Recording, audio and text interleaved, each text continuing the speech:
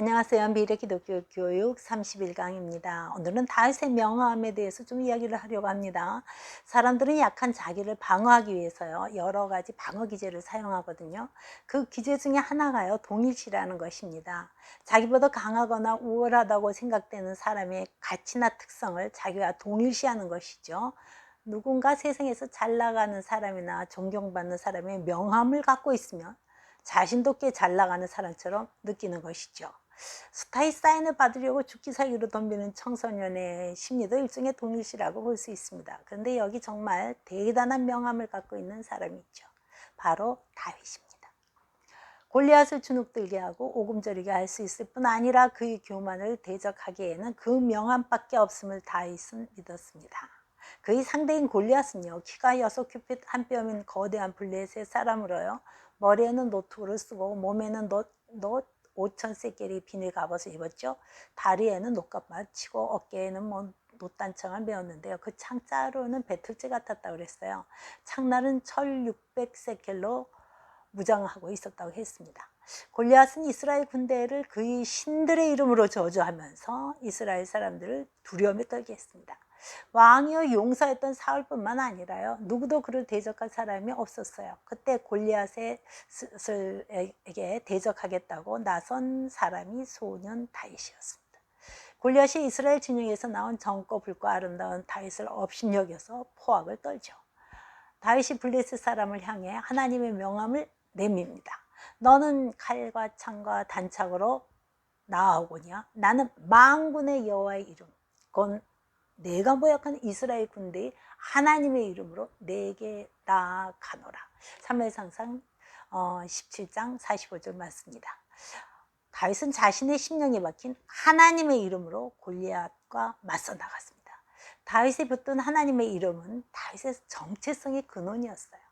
성경에 다윗이 젊고 붉고 아름다운 소년으로 묘사되어 있습니다. 그걸로 봤을 때요, 청소년의 시기를 지나고 있었음을 알게 되는데요, 청소년기에는요, 자기 존재에 대해서 강한 의문을 갖게 되는 때예요. 나는 누구인가? 라는 물음에 답을 얻어야 하는 시기인 것입니다. 청소년기에 자신의 정체성을 바르게 찾지 못하면 정체성의 위기를 겪게 됩니다. 정체성의 확립을 위해 청소년들은요, 몇 가지 목표를 달성해야 해요. 그 첫째가 과거, 현재, 미래를 연속선상에 놓고 자아의 정체성을 탐색하는 것입니다. 과거 나의 경험과 그 결과인 현재의 나를 이해하고 미래에 있을 나의 모습을 찾아가는 것입니다. 다윗은 첫째 과업을 무사히 해결한 것 같아요. 자, 사울이 다윗에게 너는 소년이요, 골리앗은 어려서부터 용사이니 싸우나 마나 질 것이라며 전쟁에 나갈 것을 승낙하지 않지 않습니까? 그때 다윗이 사울에게 대답한 내용으로 알 수가 있죠. 과업을 해결했다는 것을요. 그는 먼저 과거의 경험을 말합니다. 주의 종이 아버지의 양을 지킬 때에 사자나 곰이 와서 양떼에서 새끼를 물어가면 내가 따라가서 그 입에서 새끼를 건져내었고 그것이 일어나 나를 해하고자 하면 내가 그 수염을 잡고 그것을 쳐 죽였나이다. 다윗은 과거에 승리한 경험의 결과를 현재의 자신과 연결시킵니다. 그래서 이렇게 말합니다. 주의 종이 사자와 곰도 쳤은즉 살아계신 하나님의 군대를 모욕한 이 할례받지 않은 블레셋 사람 이리까 그가 그 짐승이 하나같이 되리이다 라고 했습니다. 또한 과거에 자신의 사자의 발톱과 곰의 발톱에서 건져내신 하나님께서 현재와 미래에도 이기게 하실 것을 분명히 고백을 합니다. 그리고 그 하나님의 이름으로 승리할 자신의 정체성을 분명히 하는 거죠. 일관성과 연속성에 있는 자기상을 확립한 것입니다. 다윗의 자아 정체성 확립에는 자신의 과거, 현재, 미래를 승리로 연결시키시는 하나님에 대한 확신이 있었습니다. 정체성 확립의 두 번째 목표는요, 서로 다르게 볼 수 있는 나에 대한 여러 관점과 시각과 판단을 하나로 통합해서 정체성을 세우는 것입니다. 각 영역에서 내가 나를 보는 관점과 다른 사람이 나를 어떻게 보느냐에 대한 다양한 견해들을 통합해서 자아 정체성을 확립하는 것이죠.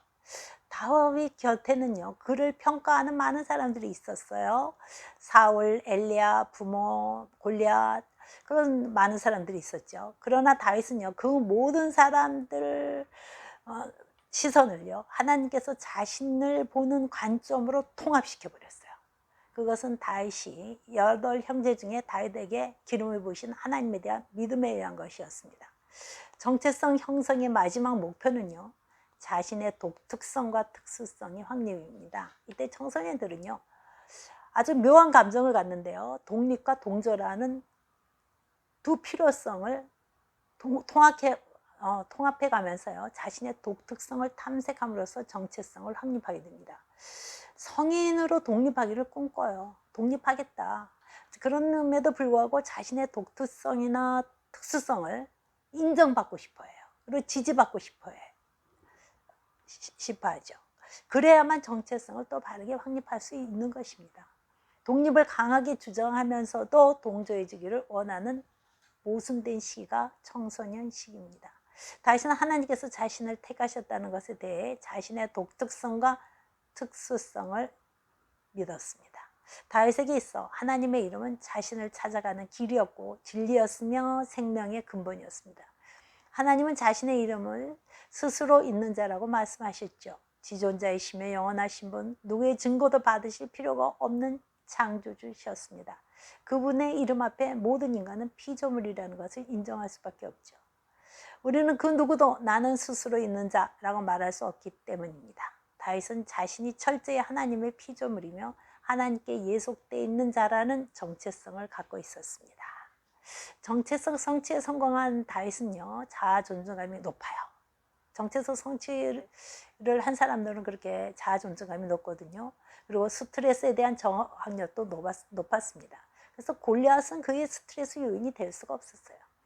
다윗은 골리앗뿐만 아니라요, 그것에 있던 군대들에게 그리고 온 땅에 공포를 합니다. 나는 하나님의 이름으로 나아가겠다. 하나님의 이름이 자신과 자신의 정체성임을 분명히 말했습니다. 우리는 누구의 이름으로 현재를 살고 있는가? 내가 당당히 내어 보일 명함은 무엇인가?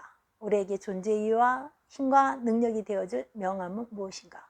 우리 청소년들은 다윗처럼 당당히 하나님의 이름을 말하고 있는가? 하나님의 자녀로서의 정체감을 분명히 하고 있는가? 이 문제는 정말 심각하게 점검해야 할 부분입니다. 젊은이들은요, 현재를 살고 있는 미래이기 때문이죠. 미래는 인간으로서의 정체감까지 혼미해지는 시대입니다. 내가 인간이다라고 말하는 것조차 거북해지는 시대가 올 것이라는 것이 이미 예견되어 있죠.